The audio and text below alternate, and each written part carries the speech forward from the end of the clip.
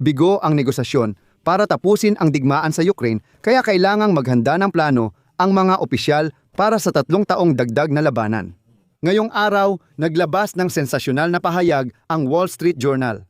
Ayon sa ulat, sinabi ni Vladimir Zelensky sa malalapit niyang tagapayo na nauuwi na sa dead end ang negosasyon para sa kapayapaan, kaya inatasan niyang ihanda ang plano kung magtutuloy ang digmaan hanggang matapos ang termino ni Pangulong Donald Trump. Sa parehong panahon, binatikos ni Zelensky si Trump.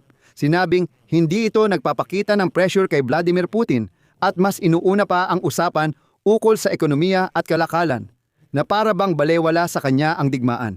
Tiniyak ng White House na sa 13 buwan ng panunungkulan, nag-organisa ang Pangulo ng Estados Unidos ng ilang pagpupulong sa pagitan ng Ukraine at Russia.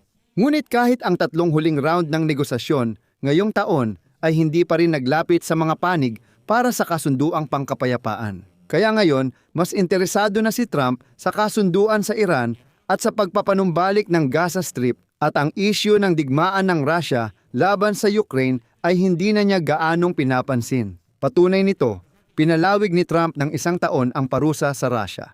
Parami ng eksperto ang nagsasabing si Vladimir Putin ay aktibong lumilikha ng mga kondisyon sa impormasyon para sa muling pagsisimula.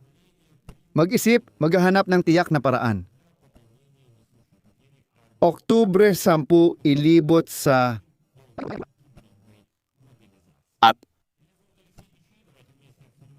ang silangang parisukat ay umalis. Mag-like at mag-iwan ng komento sa ilalim ng video na ito at huwag kalimutang mag-subscribe sa aking Telegram channel na si Peche New. Ang link ay nasa description ng video na ito. Dahil muling napunta sa dead end ang negosasyon, wala nang tumututol. Pero hindi pa rin malinaw ang susunod na hakbang. Kaya ngayong araw, ayon kay Boyan Panchevsky ng Wall Street Journal, mula sa mga source malapit kay Zelensky, inatasan ng presidente ng Ukraine ang paggawa ng plano ng mga aksyong militar para sa susunod na 3 taon. Dahil ang peace talks na pinangungunahan ni Donald Trump ay nauwi sa dead end, narito ang sipi mula kay Panchevsky.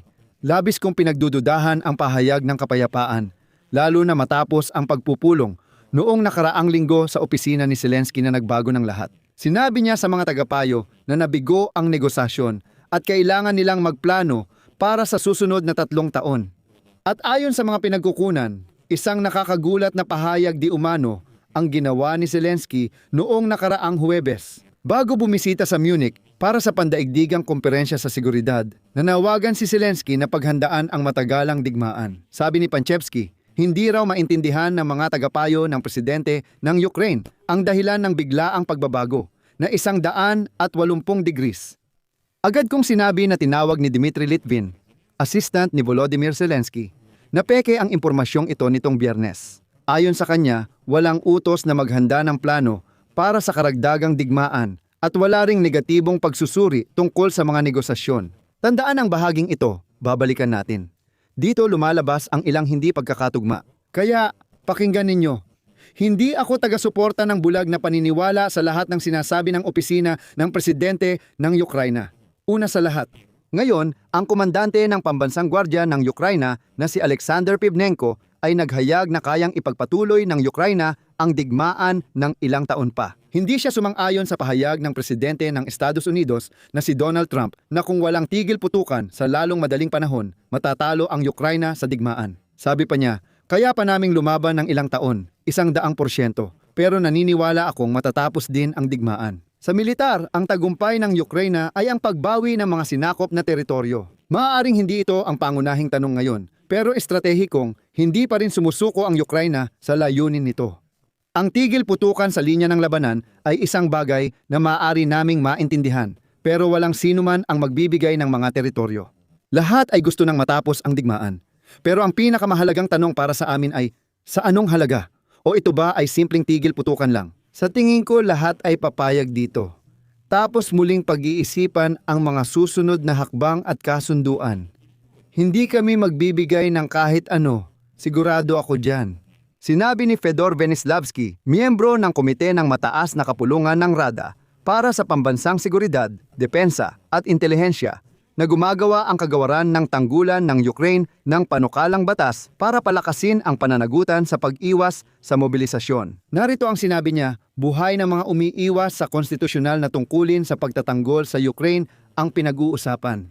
Hindi ito dapat mas madali kaysa sa, halimbawa, hindi pagbabayad ng sustento. Sa ngayon, mas mahigpit ang mga hakbang na ipinapataw sa mga hindi nagbabayad ng sustento kaysa sa mga mamamayan na umiiwas sa tawag para sa serbisyo militar. Pangatlo, sinabi ni Zelensky sa The Atlantic noong nakaraang linggo na mas gusto niyang ipagpatuloy ang labanan kaysa tanggapin ang masamang kasunduang pangkapayapaan.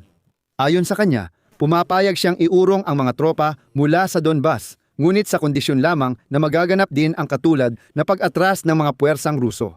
Gusto ng Kremlin na umatras ang sandatahang lakas ng Ukraina nang mag-isa at ayaw nitong magbigay ng seguridad na garantiya pati paglalagay ng dayuhang tropa. Pang-apat, iniulat ng The Telegraph kaagad pagkatapos ng negosasyon sa Geneva na may sanggunian sa mga pinagkukunan na nagkasundo ang Russia at Ukraina na huwag magbigay ng negatibong mga pahayag tungkol sa negosasyon. Tanging binanggit ang mga kinakailangan para sa kontrata at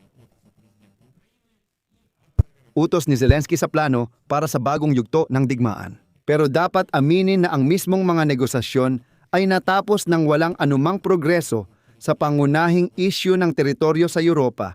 Sa proseso ng negosasyon, may naunang pagdududa at pagbabasa na may kaugnayan kay Inan. Sa mga usapin ng kaayusan, lahat ay nagsasalita tungkol sa 3 taon. Ibig sabihin, ang natitirang panahon ni Donald Trump bilang presidente ng Estados Unidos ng Amerika. Ibig sabihin, konti na lang ang naniniwalang kaya ni Trump makipagkasundo para sa kapayapaan. Ayon sa Wall Street Journal, nawawalan na ng interes si Donald Trump sa mapayapang pag-aayos na ipinangako niyang matatapos sa isang araw.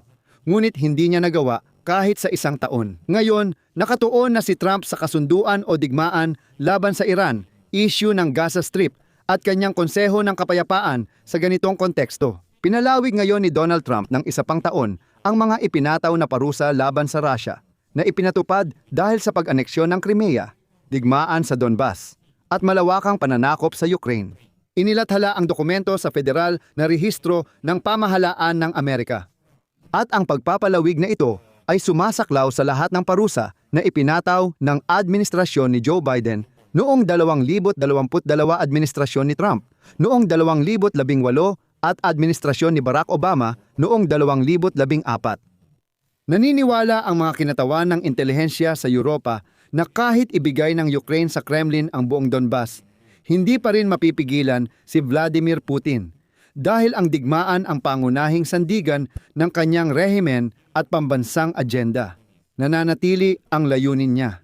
At ayon sa European Intelligence Service, ang pagpapatalsik kay Zelensky sa kapangyarihan at ang paggawa sa Ukraine bilang isang neutral na buffer zone na naghihiwalay sa Russia mula sa kanluran, ito ang pangunahing layunin ni Putin. Ayon sa Institute for the Study of War, nililikha ni Vladimir Putin ang mga kondisyong pang-impormasyon para muling ipatupad ang sapilitang pagpapatawag ng reservist para mapunan ang pagkalugi ng kanyang hukbo sa Ukraine. Ayon sa kanila, pinatutunayan ng mga batas noong nakaraang taon ang paghahanda para sa panibagong bahagyang mobilisasyon na nagpapahintulot sa Ministry of Defense ng Russia gamitin ang 2 milyong reserba.